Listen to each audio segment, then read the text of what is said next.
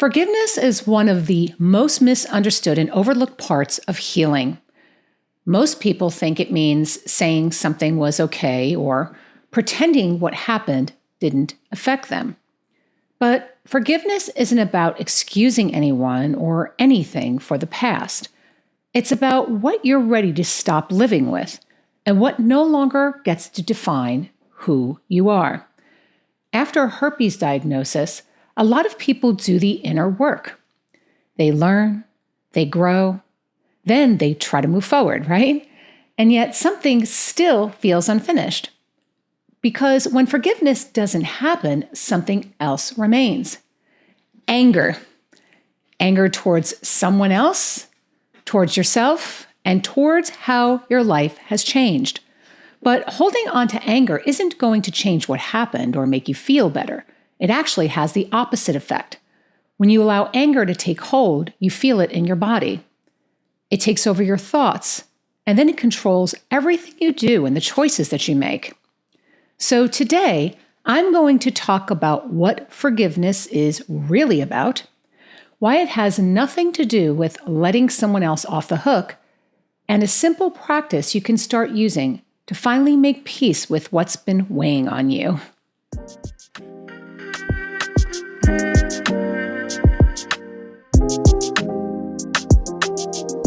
Hi, I'm Dupree, and I help people to navigate life with herpes.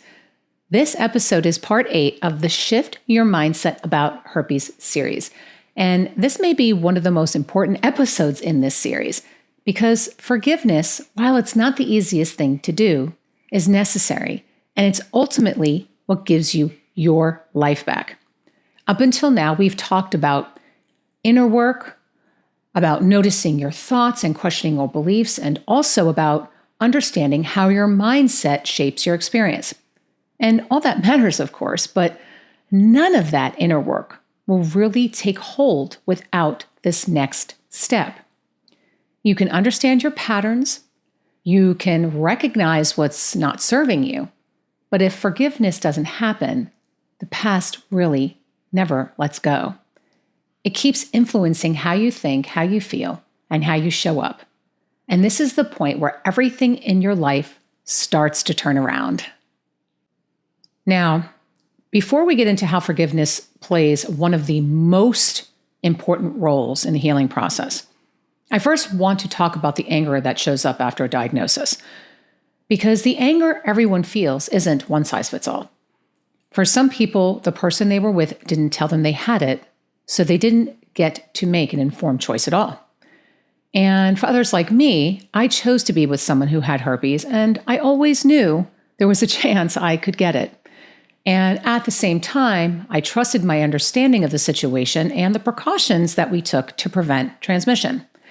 So when I got diagnosed, the anger wasn't just about herpes. It was coming to terms with an outcome I didn't expect and I wasn't prepared for. But here's the thing about the anger we all feel. Once it shows up, it doesn't just stay focused on the other person. It turns inward too. You start replaying everything.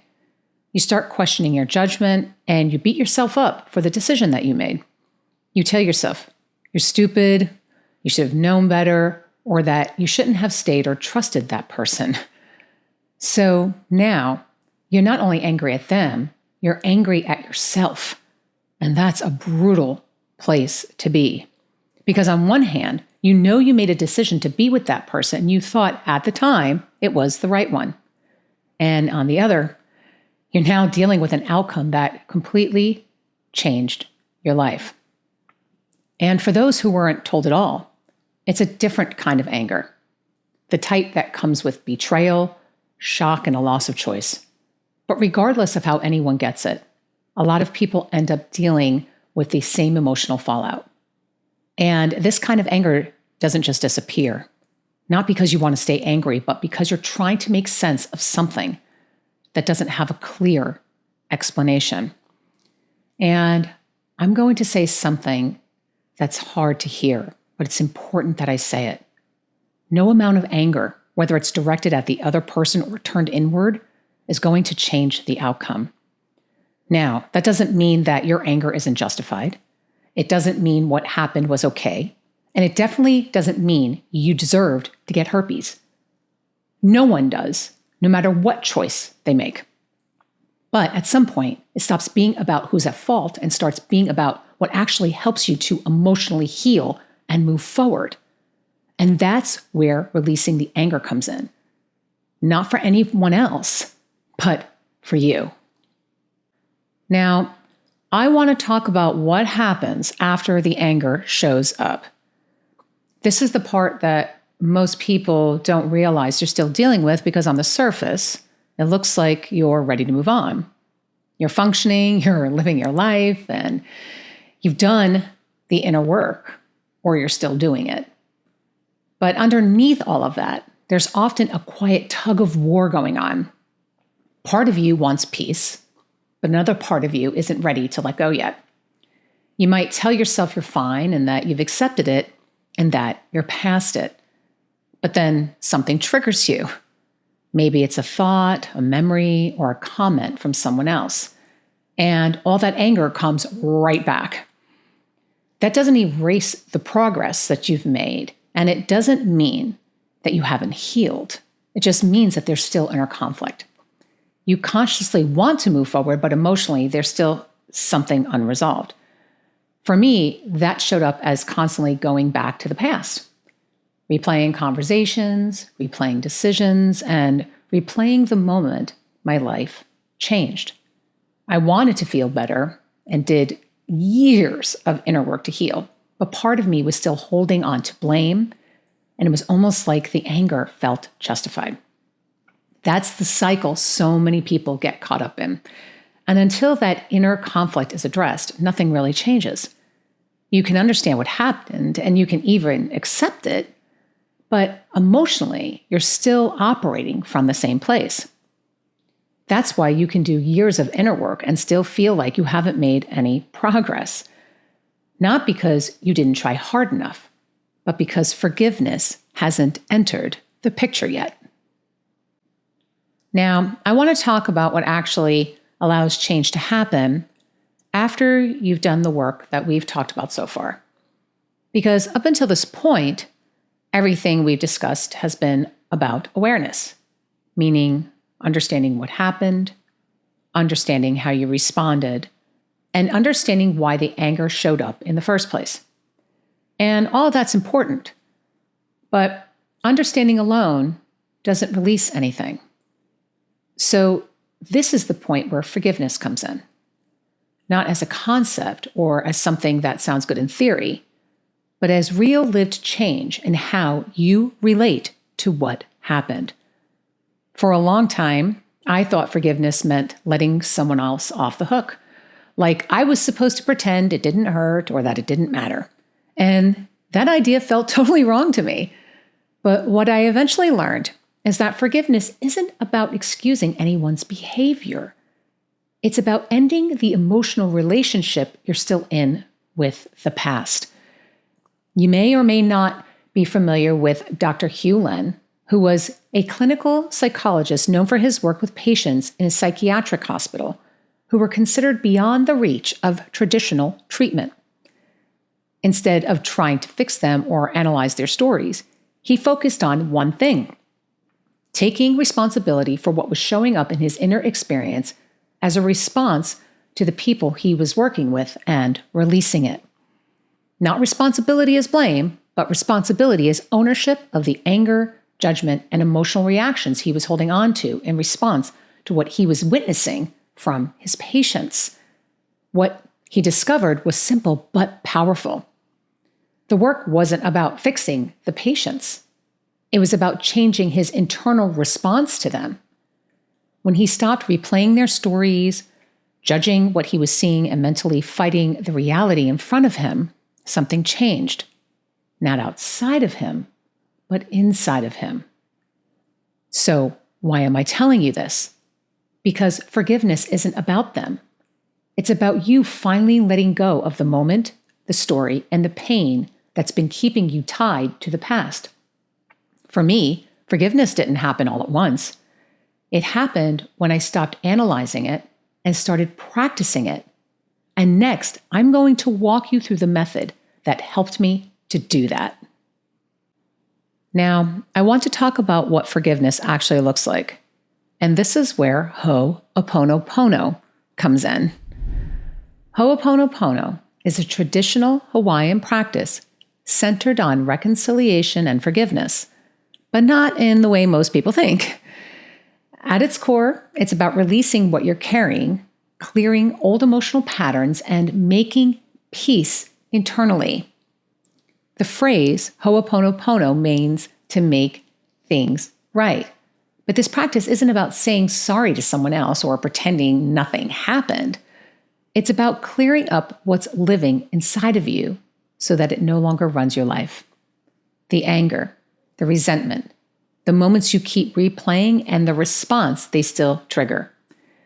It's not about excusing what someone did or saying something's all right. And it's definitely not about letting anyone off the hook. It's about freeing yourself from what's been taking up more space than it should. So here's how it works. There are 4 phrases. I'm sorry. Please forgive me. Thank you. I love you. Now, I want you to know that these words aren't directed at the other person.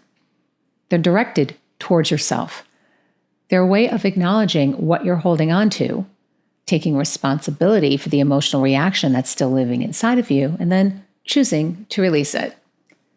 For someone living with herpes, this can look like saying those words to the anger you have towards someone else, to yourself, or to the moment that changed your life. Not because you're saying that everything's all good, but because you're saying, I don't want to keep reliving this anymore. This is where forgiveness stops being about the past and starts being about your present. And I want to be very clear about something. This practice is not about forcing yourself to feel better. It's not about bypassing pain, and it's not about rushing the process. It's about teaching your mind and body a different response over time. So let's talk about how to put this into practice. I've created a Ho'oponopono meditation you can use for this, and I suggest saving it so that you can come back to it each day. You'll find the link in the description and in the guided meditations playlist that we've now added to our YouTube channel. For this to really work, I recommend practicing it once a day for the next 30 days. It only takes about 10 minutes. Find a quiet place where you won't be interrupted and give yourself that time. This isn't something to rush. And 10 minutes a day is a small amount of time for something that can genuinely change your life. Just listen and let the practice do what it's meant to do, which is to heal your mind, your body, and your soul. Well, that's all I have for today. I hope that you enjoyed this episode. If you haven't subscribed yet, whether you're watching on YouTube or listening on audio, be sure to do that so that you don't miss future episodes, especially the ones in this series. Also, if you're tired of navigating your condition alone, come join us at Herpes Wellness. Membership gives you access to a private online community with forums where you can ask questions, make friends, find love, and get support from people who truly get what you're going through. If you want support on the go, then you can download the Herpes Wellness app, available in both the App Store and Google Play. The links to our website and the app are in the description. And if you're concerned about privacy, we've got you totally covered. The app icon and push notifications say H Wellness. So if someone happens to see your screen, you won't disclose your status unintentionally. And if you're enjoying this podcast or if you have something you'd like to share, let me know in the comments. I would love to hear from you. Thanks for tuning in, and I will see you the next time on the Herpes Wellness Podcast. Bye for now.